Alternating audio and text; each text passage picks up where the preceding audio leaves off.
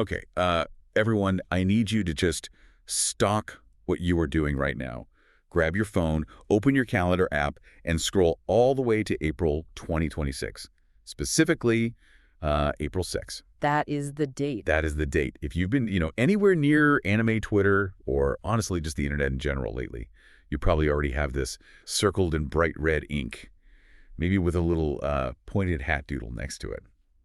We are finally doing a deep dive into the premiere of Witch Hat Atelier. It really feels like we've been waiting for this adaptation since, well, since the dawn of time, or at least since the manga originally dropped back in 2016.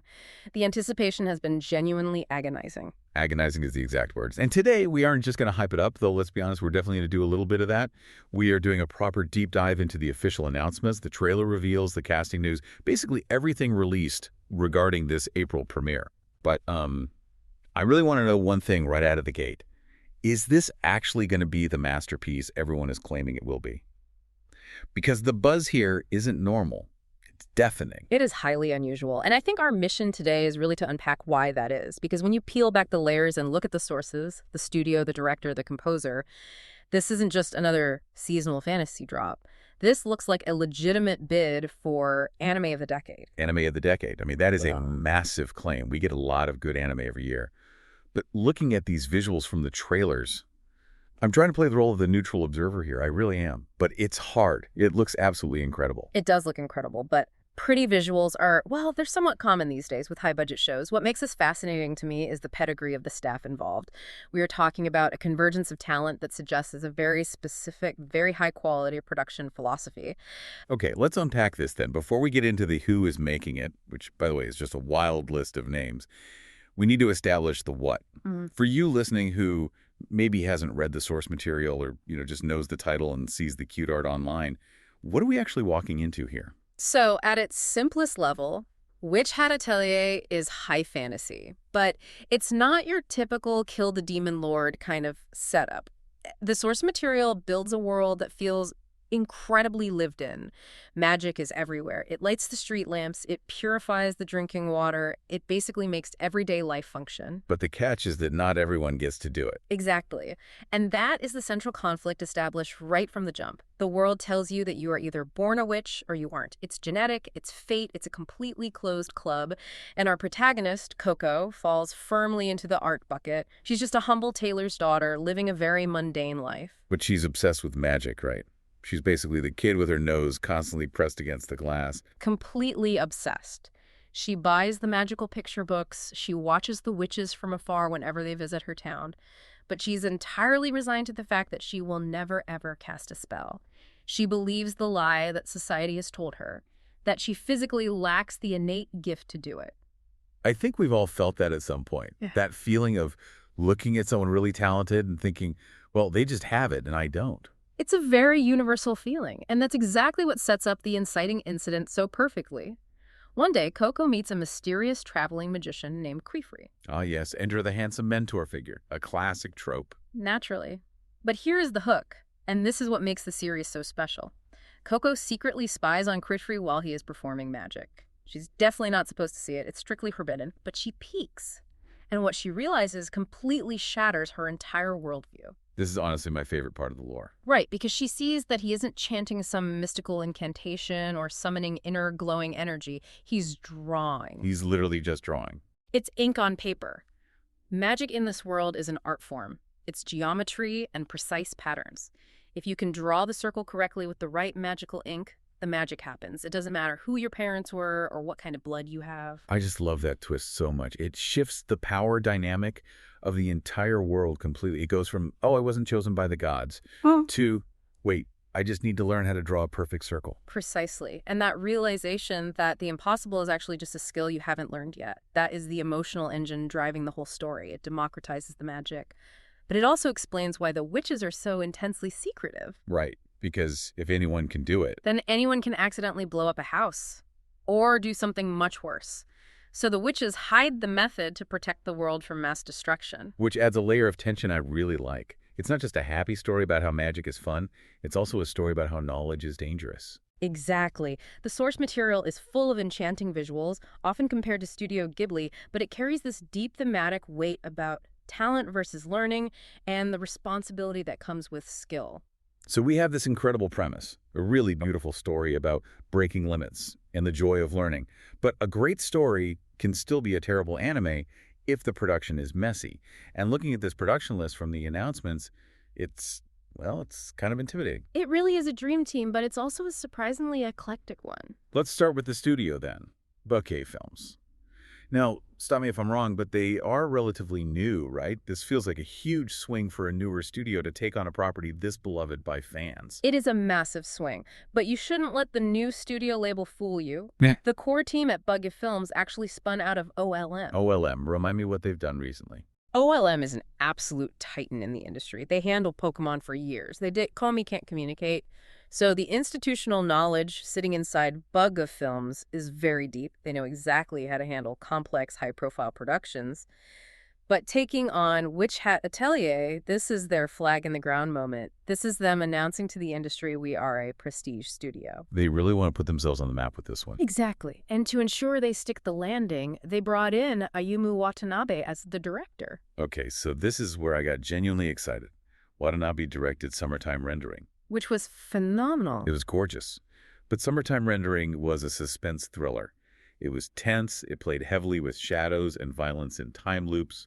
Witch Hat Atelier is, well, it's cute witches drawing circles.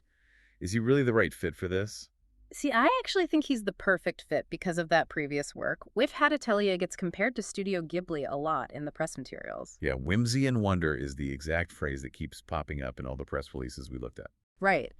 But if you look at Watanabe's directing style, he truly understands how to create an immersive atmosphere. He knows how to use quiet moments, specific lighting, and insanely detailed backgrounds to pull you into a world. He doesn't just rush from plot point to plot point. He lets the scene breathe. That is exactly what a Ghibli-esque story needs to succeed. Okay, I see that. You need someone who appreciates the quiet beauty of the world, not just the action sequences. But, and this is but he's not doing it alone. We absolutely have to talk about the writer. Series composition is being handled by Hiroshi Seiko. Now that is a heavyweight name, but also a slightly confusing one. How so? I mean, Seiko is the guy behind Jujutsu Kaisen, Chainsaw Man, Dorohedoro. He did Attack on Titan's final season too. Exactly. This guy writes grit, he writes intense violence, he writes cynicism. How does the King of Dark Action mesh with a story about a girl learning to draw magic circles? It feels like a massive clash of styles. It does feel like a major friction point on paper, doesn't it? But looking at the source material, I actually think it's a brilliant choice. Why is that? Because Witch Hat Atelier, for all its surface whimsy, has a very dark underbelly. The magic system has severe consequences. There are forbidden spells that warp reality in the human body. There are monsters and antagonists that are genuinely terrifying. If you just hired a whimsical slice-of-life writer, the show might feel too fluffy. It might feel too low stakes. So Seiko brings the edge. Seiko brings the structure and the high stakes. He is a master of pacing and maintaining tension. By pairing him with Watanabe, you're ideally getting the absolute best of both worlds. Visual beauty and atmosphere from the director, but with a narrative engine from the writer that purrs like a sports car. They aren't sacrificing the story for the vibes. That is a really good way to put it. Structure meets style. And speaking of style, we have to mention Kairi Unabara, who is handling the character designs. Right. They are known for the Invisible Man and his soon-to-be wife. Yes. And the challenge here for Unabara is immense. Have you really looked closely at the manga art for Witch Hat? Oh, it's completely insane. It looks like classic woodblock prints or vintage etchings. The paneling is so intricate. The borders have these tiny little details woven into them. It's basically a high-end art book that happens to have a plot. Exactly. And animating that level of detail is a notorious nightmare. If you put too much detail into the character sheets, the animators literally cannot draw it fast enough and the production collapses. If you take too much detail out to make it easier to animate, the fans will absolutely revolt because the art is the main draw. The classic adaptation trap. Kunavara has the incredibly difficult job of translating that etched, detailed look into something that can actually move fluidly at 24 frames a second. But given the veteran team surrounding him, I'm very optimistic. Just to give you listening some context on the source legacy, this manga began back in July 2016 in Kodansha's Morning 2 magazine. It currently has 15 volumes out, and it was actually voted one of Japan's top 10 manga of the entire year back in 2018. So the reverence for the source material is huge. It is a modern classic in the making. So we've got the story, we've got the look. Now we need to talk about the sound. Because this audio lineup they announced is just aggressive. A symphony of sound is literally how the official announcement describes it. Let's start with the composer, Yuka Kitamura. I can practically hear the gamers listening right now stiffening up in their chairs. Right. Because we are talking about the composer for Dark Souls and Elden Ring, the woman who wrote the soundtrack for me getting destroyed by millennia 300 times in a row. Again, it's that fascinating contrast in the staff selection. You think Witch Hat, you think happy little flutes and acoustic guitars, you think Kitamura, you think epic, haunting, soul-crushing orchestral swells with full Latin choirs. So why hire her for this? Are we fighting giant bosses in this anime? In a way, yes. But more importantly, I think it speaks to how the production team views the magic itself. Magic in Witch Hat Atelier isn't just cute sparkles, it's ancient, it's grand, it's a fundamental force of nature. Kitamura excels at majestic. She can make something feel centuries old and deeply powerful with just a few notes. That makes a lot of sense, actually. It gives the world a sense of weight. It tells the audience, this isn't just a cartoon, this is a mythology. Exactly. She's providing the gravitas. And then we get to the theme songs. And this is where I realized they're aiming to capture every single demographic at once. The opening theme is titled Kaisi no Anthem. Performed by Eve. Who is, let's be totally honest, the undisputed king of anime openings right now. Kaikei-Kitan for Jujutsu Kaisen is legendary. He brings a massive, modern, very passionate fan base with him, but this time he's actually featuring Suze from the band Yorushika. That is the key element for me. Eve has that driving, rhythmic, very modern pop rock sound. Suze has this incredibly ethereal, crystal clear voice that sounds like, well, like magic. It's another perfect example of mixing the cool modern edge with traditional fantasy. It feels very calculated, but in a good way. You get the Eve fans, you get the Yorushika fans, you get the mainstream pop fans. And then for the ending theme, we have Tada Utakushi Noroi, performed by Nakamura Hak. Which translates to just a beautiful curse. That title is doing a whole lot of heavy lifting for the themes we talked about. It sums up the show pretty perfectly, doesn't it? Magic is beautiful, it's wondrous, but it is ultimately a curse if used improperly. Okay, let's get into the voice acting. Because when you see the cast list, you realize Bug Films and the producers are not messing around. They have brought in some serious heavy hitters. They really have. But more than just the big names, it's about the vocal chemistry they are setting up. Right. We need to believe these characters are a family, or at least a highly functional dysfunction. Let's start with the anchor of the cast, Olrugio. Voiced by the legendary Yuichi Nakamura. The inevitable choice. At this point, I legitimately think there is a law in Japan that if you have a cool, powerful mentor character with white hair or a blindfold, you are legally required to hire Yuichi Nakamura. He is Satoru Gojo in Jujutsu Kaisen. He is Hawks in My Hero Academia. He just radiates that specific, I'm the strongest guy in the room, so I don't ever need to shout kind of energy. Which fits the character of Olrugio perfectly. Olrugio is the watcher of the atelier. He's a bit grumpy, he's incredibly skilled, and he cares deeply about the kids, even if he flat out refuses to show it. Nakamura can do that Sunder mentor voice in his sleep. But then you have the apprentices. The other girls Coco has to live and study with. We've got Agat, voiced by Hibiko Yamamura. She's probably best known as Yuna in The Legendary Hero is Dead. Aga is a crucial character for the dynamic. She's the rival, she's prickly, she's incredibly talented and works very hard. Yamamura is great at projecting that sharp, high-strung energy that usually hides a lot of deep-seated insecurity. Then there's Richa, voiced by Hikatsuki Shiro, and Teria, voiced by Kurumi Haruki. These are slightly newer names compared to a veteran like Nakamura, but that totally works for the dynamic. It creates a really nice audio contrast between the experienced, tired adult and the energetic, naive students. And we absolutely cannot forget the mascot. Every magical fantasy show needs the weird little creature. Brush Buddy. Voiced by Misaki Kuno. Who is the undisputed queen of the high-pitched but actually acts roles. She really is. You listening might know her as Do from The Demon King's Daughter is Too Kind. She brings so much real personality to characters that, in lesser hands, could just be a series of annoying squeaking noises. Brush Buddy isn't just a pet, he's a character, and Kuno will absolutely sell that. And finally, rounding out the more mysterious side of the cast, we have Igwin, voiced by Mitsuki Saiga. An absolute legend. Saiga is famous for very androgynous, highly mysterious roles.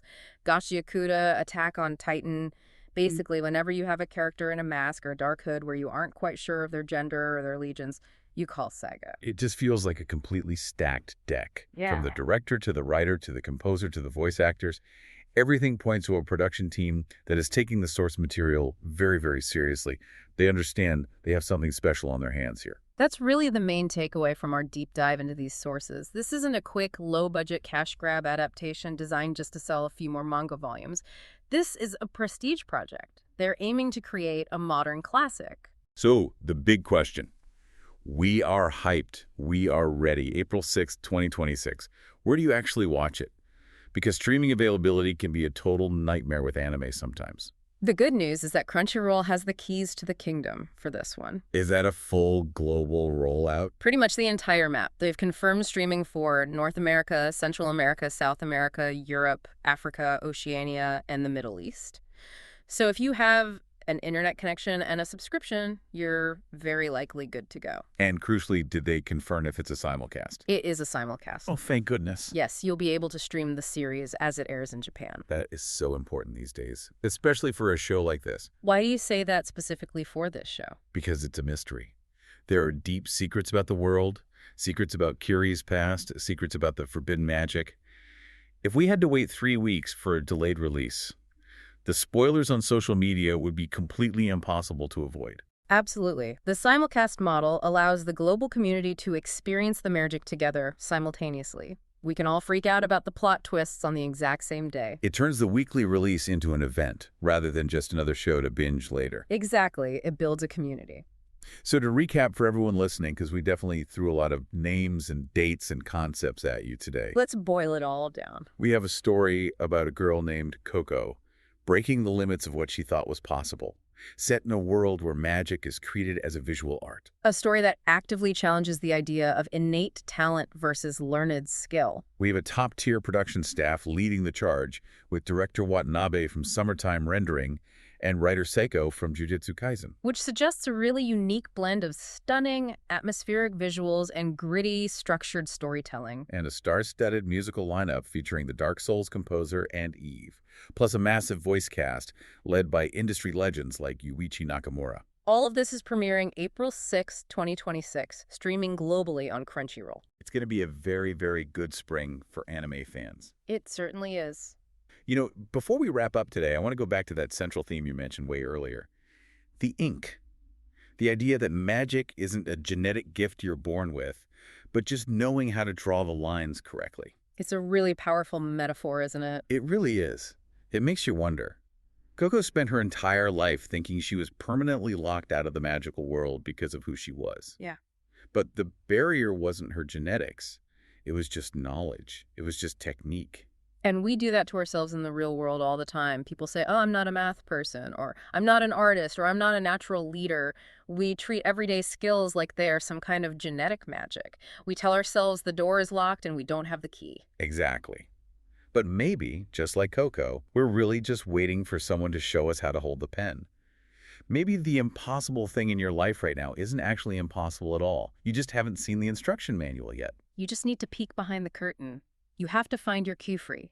That is a thought I am definitely going to be chewing on for the rest of the day. As you should. It's a great takeaway. All right, everyone, make sure you have that date marked in your calendars. April 6, 2026. Witch Hat Atelier. It's going to be truly magical. Don't miss it. Thanks for diving deep into the sources with us today. We'll catch you on the next one. Goodbye.